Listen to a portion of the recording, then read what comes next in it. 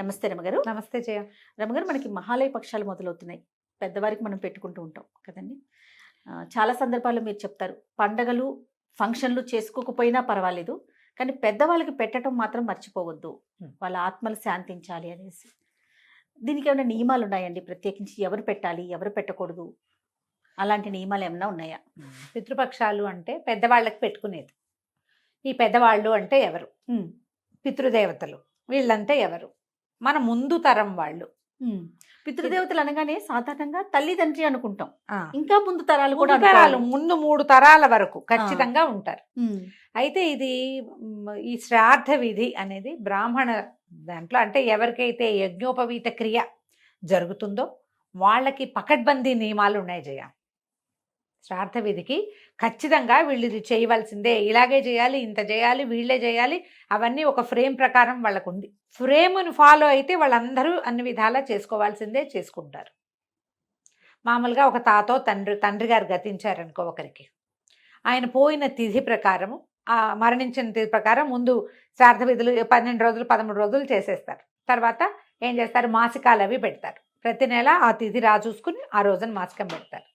సంవత్సరం తర్వాత సంవత్సరికం పెడతారు. సంవత్సరికం కూడా ఒక 3 రోజులు విధానంగా పెట్టుకుంటారు. తర్వాత సంవత్సరం నుంచి తద్దినం అంటాం. తద్దినం అంటే అదొక చెడ్డ మాట కాదు, తద్దినం ఆ రోజు ఓకే శ్రాద్ధ విధి నిర్వహించుకుంటారు. ఈ ఏటా తిథులు నిర్వహించే వాళ్ళు కూడా సంక్రమణాల్లో తర్పణాలు విడవటం ఒక నియమం. ఖచ్చితంగా ప్రతి నెలా సంక్రమణం చెందుతాడు సూర్యుడు, సంక్రమణాల్లో చేస్తారు.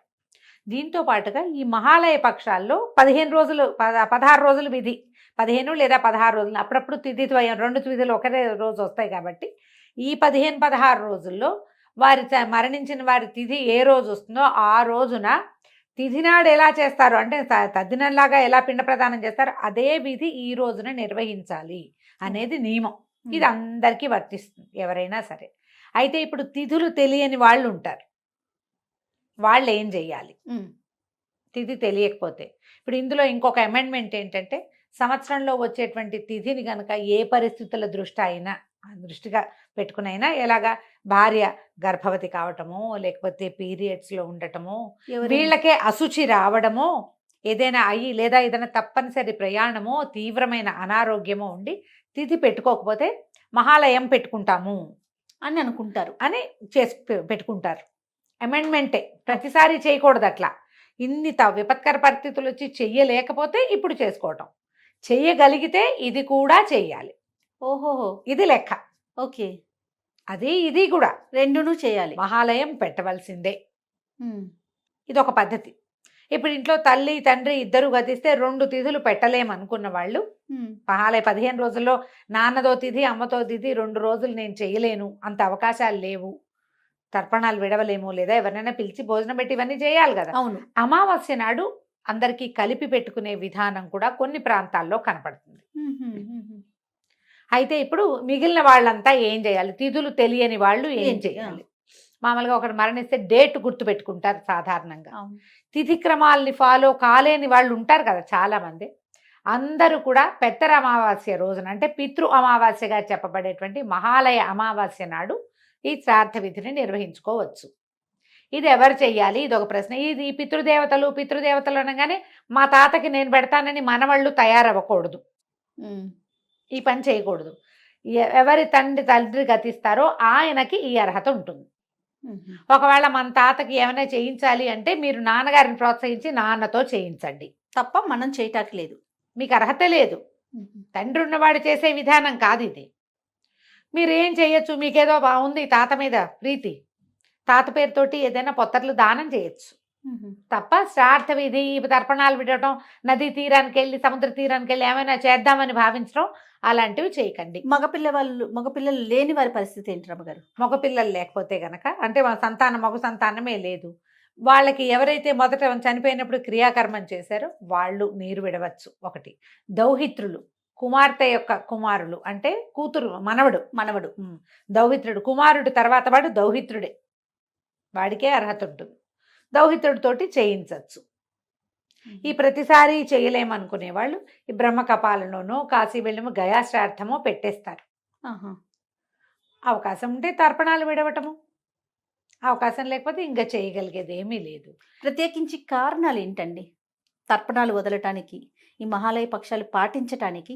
ఎందుకంటే ఎన్నిసార్లు మనం మాట్లాడుకున్నా ప్రత్యేకించి చెయ్యాలి చెయ్యాలని చాలా బలంగా మాట్లాడుతూ ఉంటాం కదా, కారణం ఏంటి? మన శాస్త్రం ఇట్లా చెప్పింది జయ. ఇప్పుడు మనం మరణిస్తాం, మనది ఎలాంటిది, జనన మరణ చక్రం తిరుగుతూ ఉంటుంది. అవును. మరణించిన మన తాత తండ్రుల తాలూకు ఒక అంశ స్వరూపం పితృలోకాలలో ఉంటుందని చెప్తారు. మన ముందు వారిని తలుచుకోవటం నీ శ్రద్ధ. అసలు శ్రాద్ధం అంటేనే శ్రద్ధతో చేసేది అని. నువ్వు నీ మూలాలు మరవకుండా ఉండటమే ఈ విధి. ఏమి మరవకూడదు, మీ తాత పేరు తండ్రి పేరు మర్చిపోతావు నువ్వు.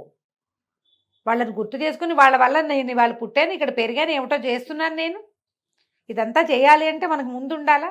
అది పైగా ఇప్పుడు వీళ్ళు ఉన్నారా, వాళ్ళు మామూలుగా మనం పుట్టేస్తారని చెప్పుకుంటాం. చనిపోయిన ప్రతి వాడు పుడతాడు, పుట్టేశాడు కదా, పుట్టేసిన మన తాతకి ఎందుకు క్రియలు చేయటం అంట. ఇప్పుడు పుట్టేసినా కూడా వాడు ఏ లోకంలో పుట్టాడో అక్కడికి ఈ ఆహారం అందుతుందని చెప్తారు.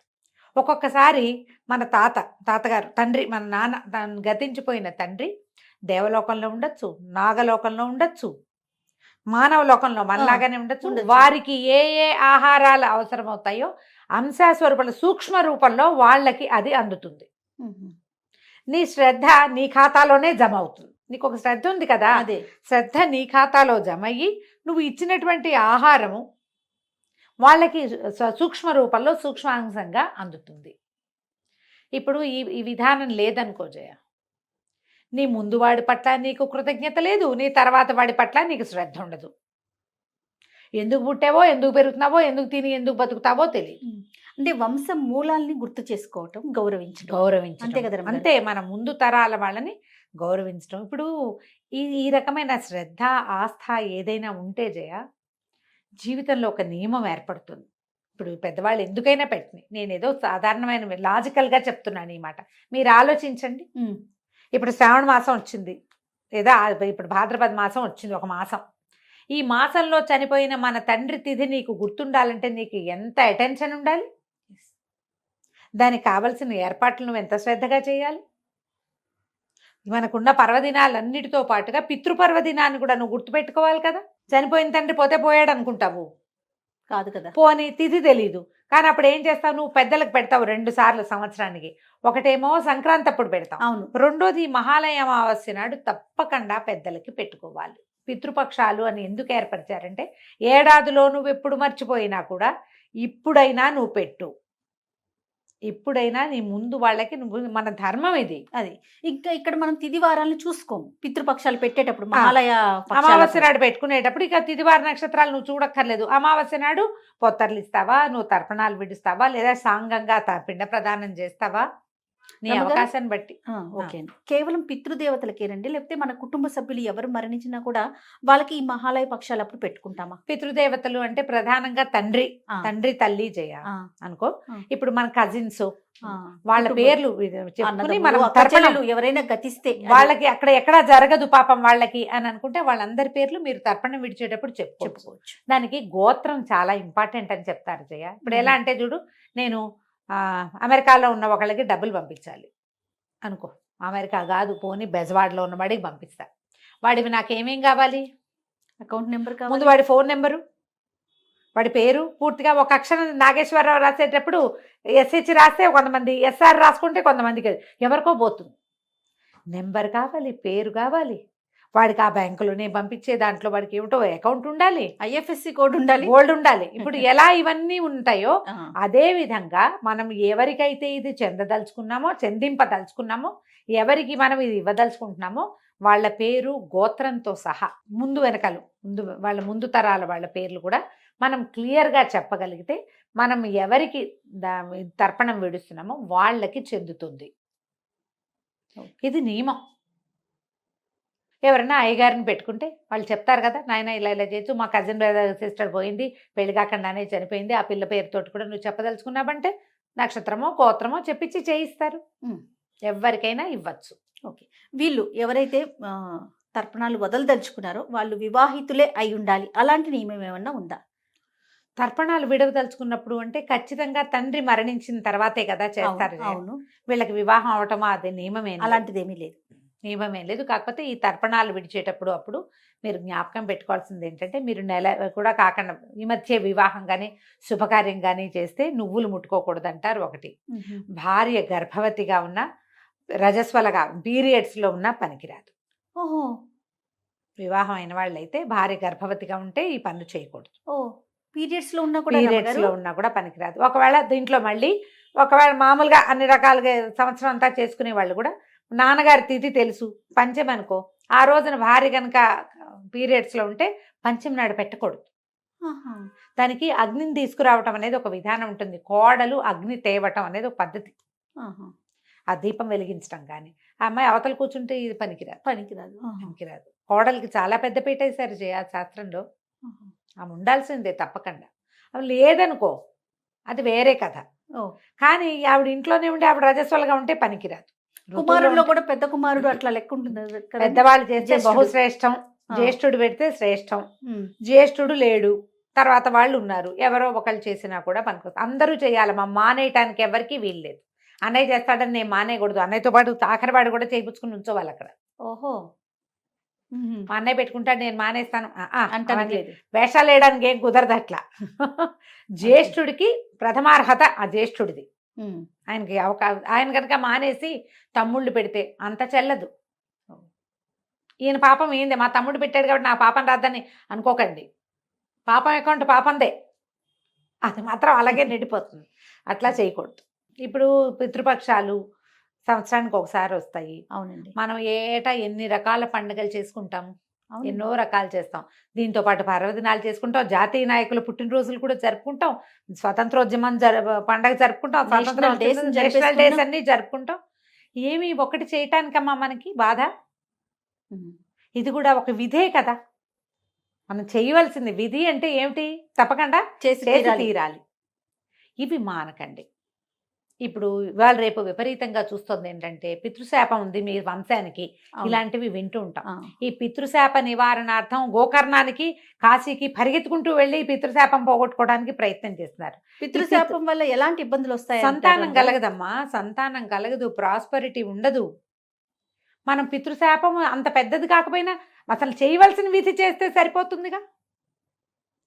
తల్లులు తాతలు గతించిన తిథులు తెలుసుకోండి. చేయగలిగితే ఈ 15 రోజుల పౌర్ణమి నుంచి మొదలు పెట్టుకుని అమావాస్య దాకా చేస్తాం. పౌర్ణమి నుంచే మొదలు, భాద్రపద పౌర్ణమి ఉంది కదా, అక్కడి నుంచే స్టార్ట్. ఆ రోజు నుంచి మొదలు పెట్టుకుని తిథులు తెలిసిందా, తిథి ప్రకారం పెట్టుకోండి. ఎంత చేయగలిగితే అంత చేయండి, మానేయకుండా. సాంగంగా మొత్తం విధి చేయగలిగారా మాత్రంగా ఉంటుంది. కొంత చేయగలరా అదైనా చేయండి. ఏదో కొంతైనా చేసి చివరి వరకు, ఒకవేళ అన్ని రోజులు చేయలేకపోయాం అమావాస్య నాడు చేసుకోండి. అంతేగాని మీరు అన్నట్లుగా చేయాల్సింది మానేసి పరిహారాల కోసం పరిగెత్తద్దు. పితృశాప పరిహారార్థం ఎంత ప్రయత్నం చేస్తున్నారు. అవునండి, ముఖ్యంగా చేయవలసిన విధులు ఇవి కదా. కాబట్టి ఈ శాస్త్ర విధి ఏం చెప్పబడిందో ఆ రకంగా చేసుకోండి. ఇదేంటంటే ఇదో పండగ కాదు. చేసుకోవటం అంటే చేయవలసిన క్రియా విధానం చేయటం. చివరిగా ఒక్క ప్రశ్న అండి, అంటే అన్ని కమ్యూనిటీస్ చేస్తారా, చెయ్యొచ్చా? అన్ని కమ్యూనిటీస్ చేయొచ్చు, ప్రతి వాళ్ళు చేయొచ్చు. ఇప్పుడు వాళ్ళకి ఫ్రేమ్ చేయబడి ఉన్న వాళ్ళు వాళ్ళ ఫ్రేమ్ ప్రకారం వాళ్ళు చేసేసుకుంటారు. అవును. ఫ్రేమ్ లేని వాళ్ళు, మీరు సంక్రాంతి పండగలో పెద్దలకు పెట్టుకునే పద్ధతి ఉంది మా ఇంట్లో అని అనుకున్న ప్రతివాడు అమావాస్య నాడు పెట్టుకోవచ్చు. ఒకవేళ మేము ఎప్పుడు పెట్టలేదండి, ఇప్పుడు కొత్తగా పెట్టచ్చా? తప్పకుండా పెట్టండి అమ్మా. దేరాయ దురుస్తాయి అన్నారు. ఎంత లేటుగా వచ్చినా రావడమే ఇంపార్టెంట్.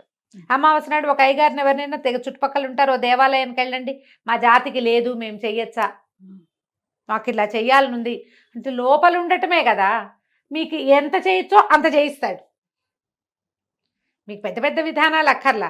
ఓ చిన్న పొత్తర్లు ఇవ్వచ్చు నాయన మీ తాత పేరు చెప్పి అని చెప్తారు. తాత పేరు చెప్పండి, మీ నాన్న పేరు చెప్పండి, పొత్తర్లు ఇవ్వచ్చు, ఇవ్వండి, ఇంత ఇది ఫలానాది ఇవ్వండి ఈ రోజున అని చెప్తే అంత మాత్రమైనా మీరు చేయదలుచుకుంటే కనుక తప్పకుండా చేసుకోవచ్చు. ఏమీ తప్పలేదు. నమస్తే. నమస్తే.